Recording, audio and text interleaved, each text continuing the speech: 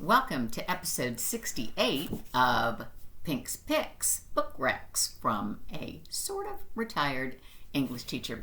Today's titles, Anne Patchett's The Dutch House and Kiley Reid's Such a Fun Age, are further examples of Philadelphia fiction. I say further because I first discussed Philly fiction in episode 59 with Fever 1793, As Bright as Heaven, and Long Bright River.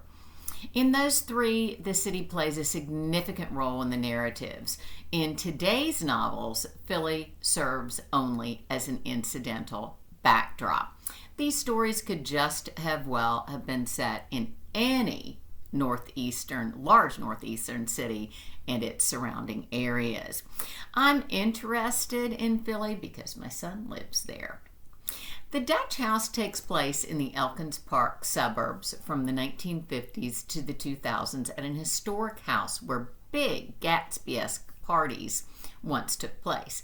And just as with Fitzgerald's ill-fated host, the dwelling itself serves to herald misfortune. After being abandoned by their mother, orphaned by their father, ostracized and kicked out of the family home by their avaricious stepmom, siblings Danny and Maeve Conroy cling to each other and the inequity between what they have and what they deserved.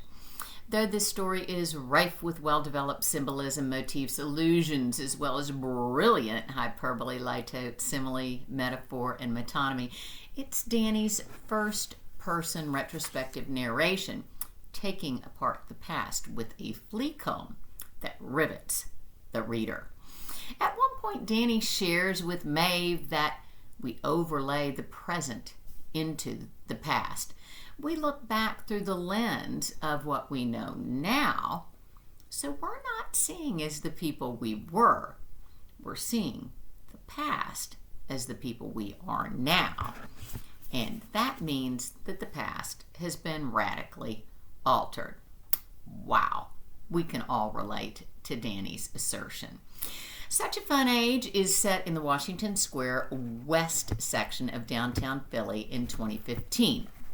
Like The Dutch House, the story unfolds through retrospective narration. However, in this case, there are multiple third-person perspective shifts.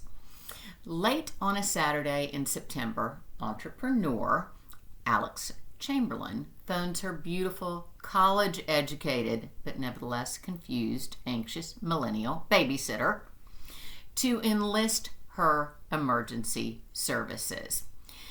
Because she needs the money, and Briar is Amira's best friend and favorite little human, she accepts the unexpected opportunity. The Chamberlains want their child out of the house while the police investigate vandalism at their residence. So, dark-skinned Amira takes the blonde-haired toddler to the only place nearby still open at that hour, a Tony neighborhood market. Despite Briar's laughing, dancing, and clearly feeling comfortable with her companion, the store's security guard accuses Amira of kidnapping. While waiting for Mr. Chamberlain to arrive to clear things up, Amira declines a bystander's offer to share and or post footage from the event that he'd eagerly filmed on her behalf, but without her knowledge or consent. From here, boundaries are crossed, pasts are uncovered, relationships are revealed, and of course, titillating drama ensues. I find the front jacket blurb from The Atlantic a funny, fast-paced social satire about privilege in America to be a misleading oversimplification. Conversely, other reviews are spot on. Entertainment Weekly calls the book a provocative page-turner,